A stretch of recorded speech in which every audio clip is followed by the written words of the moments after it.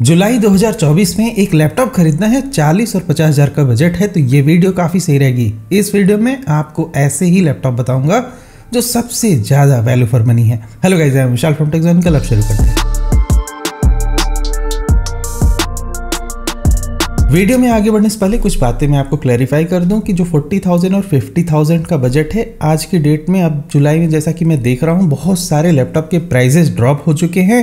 तो आपका फोकस होना चाहिए कि आप सिर्फ 13th जनरेशन इंटेल प्रोसेसर वाले ही लैपटॉप खरीदो, और इनकेस अगर आप AMD के खरीद रहे हो तो 7000 सीरीज वाले खरीद लो, उससे नीचे वाले मत खरीदना।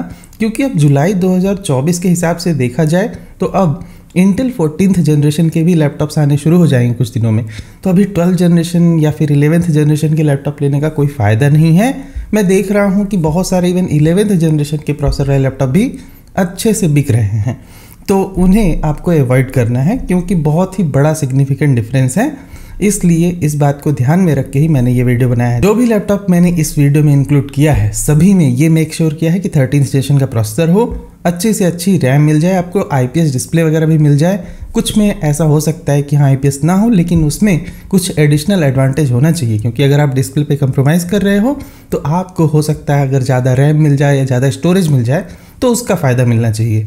अब 40,000 और 50,000 के बजट में जो भी लैपटॉप होते हैं जनरली आप इसमें MS ऑफिस वगैरह के टास्क कर पाते हो। जो 50,000 के ऑलमोस्ट एग्जैक्ट बजट में होते हैं उसमें आप फोटो एडिटिंग और हल्की फुल्की सी वीडियो एडिटिंग भी कर सकते हो। तो मैंने ये बात का भी ध्यान रखा है कि आपको एम्पल अमाउंट ऑफ परफॉर्मेंस भी जो 50,000 वाले लैपटॉप है उसमें मिले। लेकिन अगर आप सिर्फ 35,000 में ही कोई लैपटॉप चूज कर रहे हो तो उसमें आपको नॉर्मल सा परफॉर्मेंस मिलेगा, बहुत हाई फाई नहीं मिलेगा। आप वैसे वेब ब्राउजिंग वगैरह कर सकते हो, मूवीज़ देखना है या फिर आपको वेब कॉन्फ्रेंसिंग वगैरह करनी है। सभी लैपटॉप का लिंक वैसे डिस्क्रिप्शन में है, लेकिन वीडियो पूरा अंत तक देखना, तभी आप समझ पाओगे एक लैपटॉप पार्टिकुलरली मैंने क्यों सिलेक्ट करके रखा है। सबसे पहले बात करते हैं 14 इंच और 40,000 के अंदर वाली कैटेगरी। तो इसमें जो है ना MSI का मॉडर्न 14 काफ़ी सही प्राइस पे अभी मिल रहा है। 36,000 रुपीज़ में आपको एक बढ़िया सा लैपटॉप मिलता है, अच्छी सी बिल्ड क्वालिटी भी है इसकी। अब क्योंकि मैं इसे पहला लैपटॉप इसलिए कह रहा हूँ कि मैं देख रहा हूँ ना कि 40,000 के बजट में ज़्यादातर लैपटॉप आपको 15 इंच वाले मिलते हैं, और 14 इंच का लैपटॉप को तभी खरीदना चाहिए जब आपको एक कॉम्पैक्ट फॉर्म फैक्टर चाहिए, और उस केस में ये MSI का लैपटॉप बड़ा ही शानदार सा है। इसमें आपको इंटेल का कोर i3 1315U वाला प्रोसेसर मिलता है, अच्छा खासा प्रोसेसर मिल जाता है आपको सिर्फ इस बजट के हिसाब से। 8GB की रैम भी है, 512GB की SSD है, Windows 11 भी है। इसमें MS ऑफिस नहीं दिया हुआ है, वो बात आपको ध्यान में रखनी होगी। साथ में IPS लेवल का डिस्प्ले भी है। रैम कोई फास्ट सी रैम नहीं है, सिर्फ एक DDR4 रैम है। Wi-Fi 6 और Bluetooth 5.2 का भी सपोर्ट इसमें मिल जाता है। सरप्राइजिंग फैक्ट कि इसमें आपको पावर डिलीवरी का भी ऑप्शन मिलता है जो Type-C पोर्ट लगा है। इस बजट के हिसाब से ये काफ़ी सिग्निफिकेंट सा फीचर है, और मैं कहूँगा कि हाँ अगर आपको एक नॉर्मल सा लैपटॉप खरीदना है, हालांकि MSI के सर्विस सेंटर थोड़े से कम हैं, तो ये बात आप ध्यान में रखना। अगर आप बड़े शहर से हो तो ये लैपटॉप खरीदना बहुत ही सही रहेगा। अब अगला लैपटॉप मैं जो आपको रिकमेंड करना चाहता हूँ, या ऑफकोर्स आपको सबसे ज़्यादा मतलब अगर आप किसी छोटी भी सिटी से बिलोंग करते हो, कहीं से भी हो, तो डेल का लैपटॉप खरीदना एक अच्छी चॉइस हो सकती है। बस इसका प्राइस थोड़ा ज़्यादा रहेगा। यहाँ पर आपको डेल का इंस्पिरॉन 3530 मिल जाता है। 13 जनरेशन का प्रोसेसर लगा है i3 1305U वाला। ये जो 1315U है उससे थोड़ा डिफरेंट है, इसमें आपको सिर्फ 5 कोर मिलते हैं, जबकि 1315U में आपको 6 कोर मिलते हैं। तो ये डिफरेंस है, और उससे कोई खास फर्क नहीं पड़ जाएगा, लेकिन आपको डेल ब्रांड की रिलायबिलिटी भी मिल जाती है इस लैपटॉप में। अब ये सिर्फ 15 इंच का लैपटॉप है, क्योंकि 40,000 में जैसा मैं कह रहा था ज़्यादातर 15 इंच वाला लैपटॉप सही वैल्यू लेकर आता है। 8GB की रैम है, 512GB की SSD है, 120 हर्ट्ज के रिफ्रेश रेट वाला एक बढ़िया सा WVA डिस्प्ले लगा है। डेल के सारे जो है लैपटॉप में WVA डिस्प्ले ही लगे होते हैं, गलत लिख रखा है IPS। यहाँ पर Windows 11 MS ऑफिस 2021 का भी सपोर्ट मिल जाता है। लैपटॉप भी काफ़ी लाइट वेट सा है, तो ये लैपटॉप खरीदना मतलब 40,000 के बजट में आपको एक बहुत ही वैल्यू प्रोवाइड करेगा, एक रिलायबल ब्रांड की तरफ से भी रहेगा। अगला लैपटॉप जो आपको बताना चाहता हूँ Asus का VivoBook 15। अगर मान लो आपको डेल नहीं खरीदना और थोड़ा बेटर बिल्ड क्वालिटी का लैपटॉप भी खरीदना है तो Asus का VivoBook 15 काफ़ी अच्छा है, क्योंकि इसमें लगा हुआ है इंटेल का कोर i3 1315U वाला प्रोसेसर। तो अच्छा प्रोसेसर भी मिल जाता है आपको। 8GB की रैम और 512GB की SSD भी मिल जाती है। यहाँ जो 8GB की रैम है ना वो सिर्फ DDR4 है, DDR5 वगैरह नहीं है। लेकिन इंटरेस्टिंग फैक्ट कि इस लैपटॉप में अच्छा खासा एक डिस्प्ले मिलता है IPS लेवल का, और इसमें भी आपको पावर डिलीवरी मिलती है USB Type-C के थ्रू, तो जो कि काफ़ी अच्छी बात है।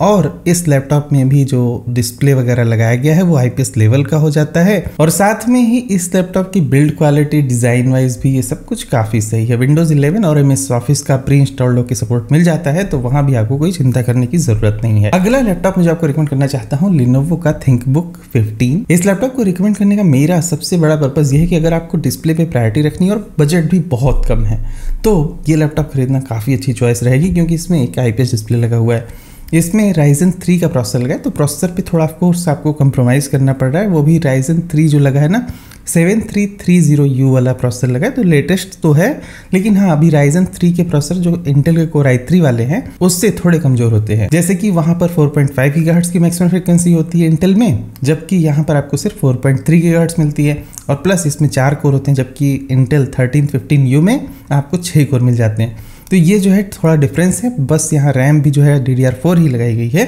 SSD वगैरह भी आप इसको इंक्रीज कर सकते हो। और एक अच्छी बात, यहाँ भी आपको पावर डिलीवरी का सपोर्ट मिलता है Type-C के थ्रू, विच इज़ फैंटास्टिक। आपको इस लैपटॉप में बहुत ही ज़्यादा सही वैल्यू मिल जाती है। और साथ में यहाँ फिंगरप्रिंट रीडर भी दिया हुआ है। आपको सिर्फ 36,000 में ये बहुत ही यूनिक फीचर मिल जा रहा है, जो कि और किसी खास लैपटॉप में नहीं मिलता है। विंडोज़ 11 और MS ऑफिस का भी सपोर्ट यहाँ पर दिया गया है। तो ये फीचर पैक टाइप का लैपटॉप है एकदम, मतलब आपको हाई परफॉर्मेंस नहीं चाहिए तो आप Lenovo का ये लैपटॉप खरीद सकते हो ThinkBook सीरीज़ का। तो 40,000 के बजट में सिर्फ यही 4 लैपटॉप है ना जो सबसे ज़्यादा सही लगते हैं। इन्हीं 4 में से आप कोई चूज़ कर लो, क्योंकि मैंने ये मेक श्योर किया है कि सारे लैपटॉप वैसे तो आपको 12th जनरेशन के कुछ मिल जाएंगे, लेकिन मैं ये कहना चाहूँगा कि अब जैसे कि 2024 का आधा मतलब ख़त्म हो चुका है, आधा साल ख़त्म हो चुका है, तो अब 12th जनरेशन को भी खास हमें अवॉइड करना चाहिए, ज़्यादा सही रहेगा। इनकेस अगर आपको कोई लैपटॉप की अवेलेबिलिटी ही नहीं मिलती है तो आप कंप्रोमाइज़ करके 12th जनरेशन का ले सकते हो, लेकिन फ़िलहाल ज़्यादा से ज़्यादा उसे अवॉइड करने की कोशिश करो। अब बात करते हैं 50,000 की कैटेगरी और साथ में 14 इंच वाले। तो यहाँ पर 14 इंच के कुछ लैपटॉप्स काफ़ी सही लगे मुझे, जिसमें कि एक Lenovo का ThinkBook 14 है। इसमें इंटेल का Core i3 13 जनरेशन का प्रोसेसर लगा हुआ है। तो अब जैसे कि 40,000 रुपये में 14 इंच की कमी थी, तो आप अगर 3-4 हज़ार रुपये एक्स्ट्रा दे सकते हो तो just better go for this laptop. अगर आपको MSI का नहीं लेना हो तो आप ये वाला खरीद सकते हो, 4,000 रुपये आपको एक्स्ट्रा देने पड़ जाएंगे। और ये लैपटॉप अपने आप में काफ़ी अच्छा है। इसमें IPS डिस्प्ले भी है, 8 GB की रैम है, 512 GB की SSD है, विंडोज़ 11 होम के साथ में भी आता है। MS ऑफिस नहीं मिलता है, लेकिन फिंगरप्रिंट रीडर यहाँ भी दिया हुआ है। एक और अच्छी बात कि यहाँ पर 8 GB की DDR5 रैम मिल जाती है, तो आप ये 4,000 रुपये थोड़े जो एक्स्ट्रा दे रहे हो उसके बदले आपको काफ़ी कुछ मिल जा रहा है। और यहाँ भी आपको थंडरबोल्ट 4 का सपोर्ट मिलता है, मतलब पावर डिलीवरी वगैरह हो जाएगी। आराम से जो है इस लैपटॉप के साथ आप जा सकते हो, बहुत ही सही रहेगा। इसमें आप हल्की फुल्की सी फोटो एडिटिंग भी आराम से कर पाओगे। डिस्प्ले भी इसका काफ़ी अच्छा है। अगला लैपटॉप में जो आपको बताना चाहता हूँ, अब ये पूरा टोटल ऑलमोस्ट 50,000 के बजट का हो जाएगा, लेकिन ऑनर का लैपटॉप है तो आपको सर्विस सेंटर वगैरह का ध्यान रखना होगा। ऑनर मैजिकबुक X14 Pro, इसमें लगा हुआ है इंटेल का Core i5 13420H, जो कि काफ़ी माइंड ब्लोइंग प्रोसेसर है। इसमें आप हल्की फुल्की सी अच्छी सी वीडियो एडिटिंग भी कर पाओगे। 8 GB की रैम, 512 GB की SSD लगाई गई है। एक अच्छा सा गॉर्जस सा IPS डिस्प्ले भी है, जिसमें कलर एक्यूरेसी वगैरह भी ठीक ठाक सी आ जाती है। और साथ में इसकी बिल्ड क्वालिटी पूरा मेटल का बना हुआ है, तो बहुत ही अच्छा लैपटॉप है अपने आप में। कई बार मैं इसे रिकमेंड कर चुका हूँ ऑलरेडी। विंडोज़ 11 तो मिलता है, लेकिन MS ऑफिस नहीं मिलता है। बाकी बैकलिट कीबोर्ड और फिंगरप्रिंट रीडर, ये दोनों का इसमें सपोर्ट मिल जाता है आपको। रही बात पोर्ट की, तो इसमें भी Type-C पोर्ट वगैरह दिया है, जिसमें आप चार्जिंग भी कर सकते हो और 10 Gbps तक का आपको डेटा ट्रांसफ़र भी सपोर्ट मिल जाता है। तो यहाँ पर भी जो है आपको एक वो फ्लेक्सिबिलिटी मिल जाती है। और ये लैपटॉप अपने आप में काफ़ी सही है। बस एक क्वेश्चन आपका हो सकता है क्या खरीदना चाहिए क्या नहीं। मेरे ख्याल से इसे खरीदने में कोई खास प्रॉब्लम नहीं होने वाली। अभी काफ़ी साल भी हो चुके हैं ऑनर को, बस एक सर्विस का इशू थोड़ा आपको उस बात में ध्यान रखना होगा। अगला लैपटॉप 15 इंच की कैटेगरी का है, डेल का Inspiron 3530। इसमें लगा हुआ इंटेल Core i3 1305U वाला प्रोसेसर। तो इसे ये थोड़ा सा मतलब एक कोर आपको कम मिलता है इसमें। 8 GB की रैम और 1 TB की SSD। तो आपको प्रोसेसर पे थोड़ा अगर कंप्रोमाइज़ करना पड़ रहा है तो उसके बजाय यहाँ पर आपको मिल रहा है 1 TB की SSD, तो बहुत ही ज़्यादा स्टोरेज मिल जा रही है। बाकी इसमें 120 हर्ट्ज का वही WVA डिस्प्ले लगा है, MS ऑफिस भी है, विंडोज़ 11 है, सब कुछ है इसमें। लेकिन एक प्रॉब्लम जो है, यहाँ पर DDR4 रैम जो है ना काफ़ी स्लो लगाई गई है, तो ये बात आपको ध्यान में रखनी होगी। और ना ही इसमें कोई पावर डिलीवरी वगैरह का सिस्टम मिलता है, मतलब Type-C से आपको सिर्फ डेटा ट्रांसफ़र मिलेगा, ना कि पावर डिलीवरी। तो डेल ऑफकोर्स, डेल में ये सारे फीचर्स अगर पाने हैं तो आपको काफ़ी हायर बजट वाले लैपटॉप लेने पड़ते हैं। अगला लैपटॉप मुझे आपको बताना चाहता हूँ, ये 43,000 के बजट का है और Lenovo का थिंकबुक 16 आप खरीद सकते हो। इसमें भी आपको 16 इंच का एक बड़ा सा डिस्प्ले मिलता है, लेकिन फैंटास्टिक बात कि आपको 16 GB की रैम मिल जाती है, 512 GB की SSD, विंडोज 11 भी मिल जाता है। MS ऑफिस नहीं दिया है, फिंगरप्रिंट रीडर वगैरह यहाँ पर भी आपको मिल जाता है। प्रोसेसर पे आपको थोड़ा कंप्रोमाइज करना पड़ रहा है, लेकिन खास कंप्रोमाइज नहीं करना पड़ रहा है, क्योंकि या तो इस बजट में आपको i3 1315U मिल जाएगा, लेकिन यहाँ पर क्योंकि मिल रहा है Ryzen 5 7530U, ये प्रोसेसर जो है i3 1315U के बजाय थोड़ा सा बेटर परफॉर्म करेगा, क्योंकि यहाँ पर जो L3 कैश है 16 MB की होती है, जबकि उस वाले में 12 MB होती है। बाकी 6 कोर हैं, 4.5 GHz तक का मैक्सिमम फ्रिक्वेंसी, तो सब कुछ i3 1315U जैसा ही है। बस यहाँ पर थोड़ी ये L3 कैश की वजह से आपको ये प्रोसेसर थोड़ा ज़्यादा एफिशिएंट लगेगा। तो ऑलमोस्ट इक्विवेलेंट सी बात मैं कहूँगा, लेकिन 43,000 के हिसाब से ये लैपटॉप ओवरऑल काफ़ी सही है, क्योंकि इसमें और भी बहुत सारी चीज़ें बहुत ही सही दी गई हैं। एक तो 16 GB की रैम मिलती है, तो मल्टीटास्किंग भी आप तमाम कर पाओगे। जैसे कि इस लैपटॉप को अगर आपको फोटोशॉप के लिए यूज़ करना है, और क्योंकि ये 16 इंच का एक IPS डिस्प्ले के साथ में आने वाला लैपटॉप है, तो आप बड़े आराम से फोटोज़ वगैरह एडिट कर सकते हो, कलर अच्छे दिखेंगे उसमें। यहाँ भी आपको पावर डिलीवरी का सपोर्ट मिल जाता है Type-C से, और डेटा ट्रांसफ़र भी अच्छा खासा हो जाता है। तो USB-C जो लगा है 3.2 Gen 2 का लगा हुआ है, तो यहाँ पर वो भी प्रॉब्लम नहीं है। Wi-Fi 6 है, Bluetooth 5.3 है, और एनीवेज सारे इन सब लैपटॉप में अगर आपको बैटरी लाइफ में कंसर्न हो, तो बैटरी लाइफ आपको जनरली जो है 41 Wh की कैपेसिटी मिलती है इन ज़्यादातर लैपटॉप में, जो भी 40-50 हज़ार रुपये में आते हैं। तो आपको जिसमें भी इंटेल के प्रोसेसर लगे हैं उसमें ज़्यादा बैटरी लाइफ मिलेगा, Ryzen वाले में थोड़ा कम मिल सकता है, लेकिन हाँ, आपको ये बात तो ध्यान में रखनी होगी। अगला लैपटॉप मैं जो आपको बताना चाहूँगा वो है Asus का VivoBook 15 OLED। अब आपका डिस्प्ले पे अगर मेन फोकस है तो आपको सिर्फ ये लैपटॉप करना चाहिए। 50,000 का बजट है, आपको 100% अच्छा सा डिस्प्ले चाहिए, मतलब आपको बहुत सारा मूवीज़ वगैरह देखना रहता है, पंची कलर चाहिए होता है, या फिर आपको इवन ग्राफिक का कोई वर्क करना है, तो उसके केस में भी ये काफ़ी सही लैपटॉप रहेगा। Asus के VivoBook 15 में लगा हुआ है वही Ryzen 5 वाला प्रोसेसर 7530U, जो कि Lenovo में लगा था। साथ में यहाँ पर आपको एक अच्छा सा OLED डिस्प्ले मिलता है 15 इंच का, और वो भी 16 GB रैम और 512 GB SSD के साथ। विंडोज़ 11 MS ऑफिस भी मिल जाता है, जबकि Lenovo थिंकबुक में MS ऑफिस आपको नहीं मिल रहा था। बैकलिट कीबोर्ड भी है और फिंगरप्रिंट रीडर भी यहाँ भी लगा हुआ है, तो वहाँ भी कोई खास कंप्रोमाइज़ नहीं है।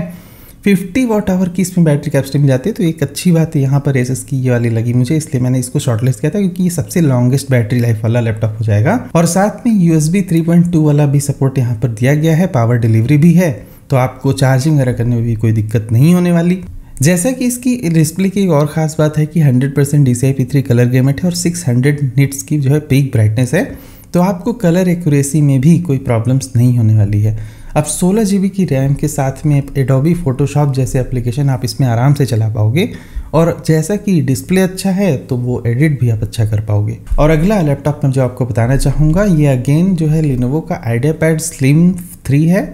अब देखो, इसी प्राइस पे आपको थिंकबुक मिल रहा था, जैसे कि मतलब वही सेम प्रोसेसर के साथ, और उसी प्राइस पे Lenovo ने एक और कन्फ्यूज़न क्रिएट कर दी है कि Ryzen 5 7520U वाला। अब इसमें अंतर क्या है ना, इसमें कुछ खास अंतर नहीं है, तो मैं ये लैपटॉप को हाईली रिकमेंड वैसे नहीं कर रहा हूँ, बस आपको एक कंपैरिजन कर दिखा रहा हूँ। बहुत बार ऐसा होता है कि आप एक चीज़ देखोगे फिर दूसरा चीज़ देखोगे और कन्फ्यूज़न हो जाती है, सेम प्राइस रेंज में है मतलब, तो इसलिए मैं इसको बेस्ट तो नहीं बोलूँगा, क्योंकि बेस्ट की कैटेगरी में मतलब 7520U थोड़ा सा अंडर पावर प्रोसेसर है 7530U के मुकाबले। जैसे कि यहाँ पर आप देखो सिर्फ 4 ही कोर होते हैं, जबकि 7530U में आपको 6 कोर मिलते थे, और प्लस यहाँ पर जो डिस्प्ले है ये भी IPS नहीं है। रैम आपको ज़्यादा अच्छी मिलती है LPDDR5 वाली, जबकि Lenovo थिंकबुक में आपको वो चीज़ नहीं मिल रही थी, आपको DDR4 रैम ही मिल रही थी। सेम प्राइस पे दोनों लैपटॉप है, इसमें डिस्प्ले भी IPS है और इसमें एक TN डिस्प्ले है। तो Lenovo का IdeaPad Slim 3 आप मत लेना, इसको मैं इसलिए बता रहा हूँ ताकि आप ये ना खरीदो, क्योंकि सेम प्राइस का लैपटॉप है। आपको हो सकता है लगे कि Ryzen 5 दोनों में है, चलो ये ले लेते हैं। अगला लैपटॉप में जो आपको बताना चाहूँगा, एक लास्ट लैपटॉप बताना चाहूँगा, Asus का क्रिएटर सीरीज़ का लैपटॉप, और ये बड़ा ही मुझे शानदार सी बात लगी। पिछले महीने तक मैं इसे ऑलमोस्ट 60,000 के बजट में रिकमेंड कर रहा था। अब ये जो है ना 12 जनरेशन का होने के बावजूद भी मैं इसे रिकमेंड कर रहा हूँ। इस वीडियो में एक वो चीज़ एक्सेप्शनल हो गई, लेकिन इसका रीज़न ये है कि जैसे कि इसमें हमें एक्स्ट्रा चीज़ मिल रही है, वो है GeForce का RTX 2050 वाला डेडिकेटेड ग्राफिक। 50,000 के लैपटॉप में आप अच्छी खासी वीडियो एडिटिंग कर पाओगे। 4 GB का एक डेडिकेटेड ग्राफिक मिल जाता है आपको, 8 GB की रैम, 512 GB की SSD, 120 हर्ट्ज की रिफ्रेश रेट वाला एक बढ़िया सा IPS लेवल का डिस्प्ले और इंटेल का कोर i5-12450H भी मिल जाता है आपको, विच इज़ फैंटास्टिक। मतलब ये लैपटॉप अगर आप खरीदते हो तो ये सबसे ज़्यादा सही रहेगा और 100% क्योंकि sRGB भी है, कलर गेमेट भी काफ़ी अच्छा है, तो ये काफ़ी सही रहने वाला है लैपटॉप। बाकी इस लैपटॉप में आपको Windows 11 का सपोर्ट मिल जाता है, फिंगरप्रिंट रीडर भी मिल जाता है। MS ऑफिस जो है यहाँ पर नहीं मिल रहा है, तो वो आपको उतनी सी बात ध्यान में रखनी होगी। हालांकि इस लैपटॉप में कोई भी कंप्लेंट ऐसी नहीं है और बड़ा ही सही लैपटॉप रहेगा। अगर आप 50,000 रुपये में ये मिल जा रहा है तो ये ऑलमोस्ट 60 से 70 हज़ार के बीच का जो है लैपटॉप हुआ करता था ऑलमोस्ट जब ये लॉन्च हुआ था। कई बार मैंने इसे रिकमेंड किया। एसएस का जो है VivoBook 16X काफ़ी फेमस सी सीरीज़ है और अभी ये जो 50 के अंदर में मिल रहा है काफ़ी सरप्राइजिंग सी बात है, क्योंकि इस प्राइस पे ये कभी नहीं बिका था ऑलमोस्ट।